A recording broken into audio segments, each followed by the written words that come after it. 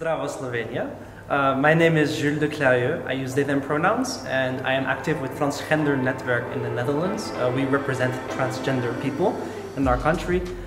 Now, maybe the first thing you might think of when you think of the Netherlands is as the first country to pass gay marriage, that we are walking forward in some kind of queer paradise. But what we've been seeing is that slowly and slowly the Netherlands is dropping down the ranking lists, and we're struggling more and more to make progress. And so what we really need for the transgender community in the Netherlands is to have a good result with the European elections this year.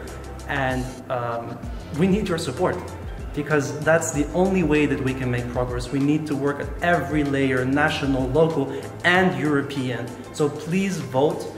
Please go out to vote. Tell your friends to vote to help the transgender community in the Netherlands and everywhere in Europe. Thank you.